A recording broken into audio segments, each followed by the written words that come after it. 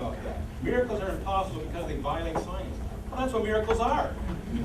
To say that miracles are impossible because they're miraculous is to beg the question. Okay, now one thing, we didn't touch on this tonight, but he said that we don't have to be logical. We don't have to follow absolute laws of logic in the debate tonight. Well, I'm going to give you a new proof that God exists. Here it is. The purple penguin weighs Friday, therefore the much. Therefore God exists.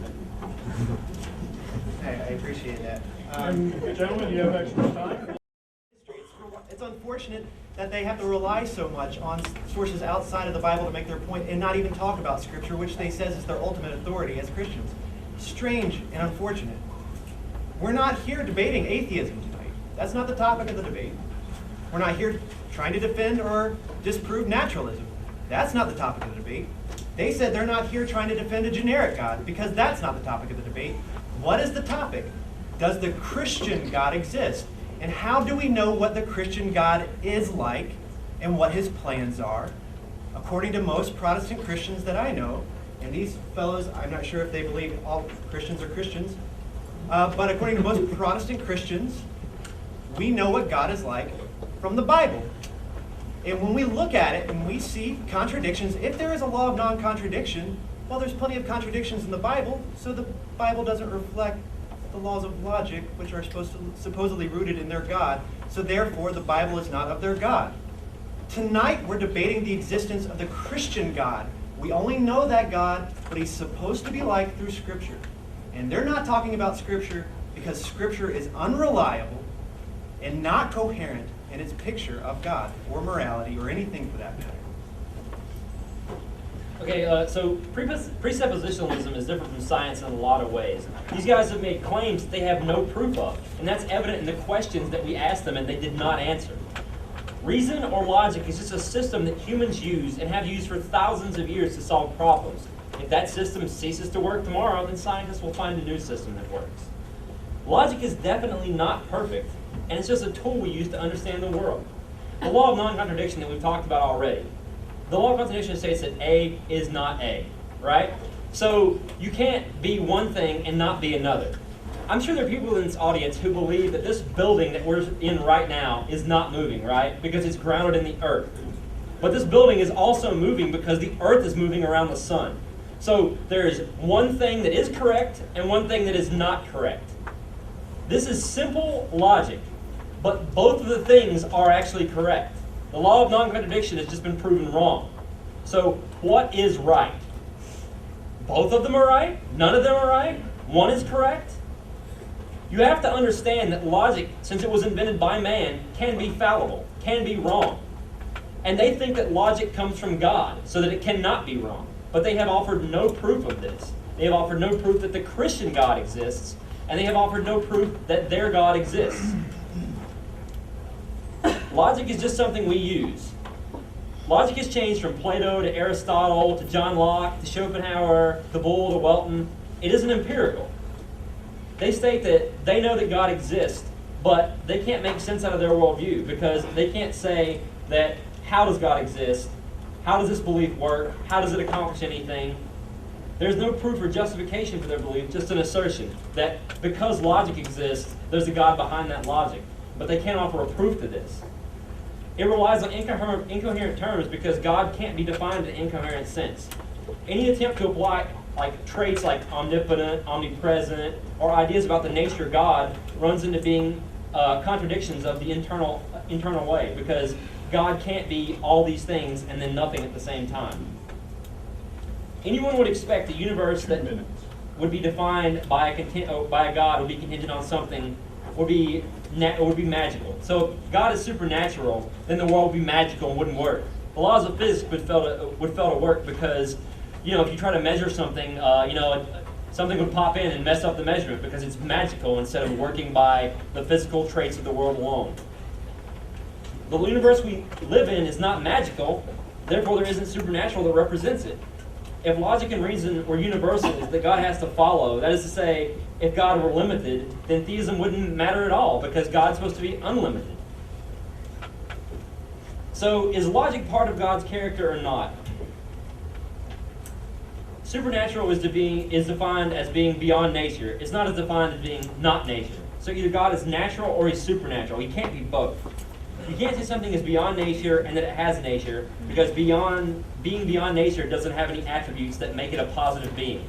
This is basics of logic. 1 minute. Also, the last point I want to make is it's a very odd notion to say that logic can be a part of something's character, because you define God as having logic. But when you talk about logic in the philosophical sense, logic is not defined as a person is logical, person A is logical. It's defined as an argument is logical, or this is logical. So it's very odd to define a characteristic of a being as being logical, instead of just saying that this argument is sound, this argument is not sound. And it doesn't work with the way that logic and philosophy works in the world. That's pretty much all. Thank you for stopping early again. Thank you, audience. You have done a wonderful job, with just one exception. And be sure to point that out. We are running ahead of schedule, so we will extend to occupy all of the time necessary until 9 p.m. for question and answers. We will take a 10-minute break. Before you leave for the break, if you would, during the break, submit your questions that will be placed up here in this basket, or I'll take them for you. We will screen those and ask as many questions as possible. Please be sure that those can be read in 30 seconds or less. I'd like to make 2 announcements. The UNCG Atheists meet every Friday, with the exception of this coming Friday. That's right, in the ECU Phillips room from 7 to 9. They can be contacted at uncgatheists@gmail.com. Shepard's Fellowship broadcasts a live stream from our meetings on the Lord's Day and Wednesday evenings at graceinthetriad.com. You have a 10-minute break beginning now. The questions at the end of the summation time after a 1-minute break. That means that that will occupy about 14 minutes from now. The remainder of the time you will have for questions. It may give you 5 or 6 more minutes. In the event that there are questions that are left over, if you will take a look at graceinthetriad.blogspot.com or at the UNCG Atheists, Skeptics, and Agnostics. I'm sorry about that.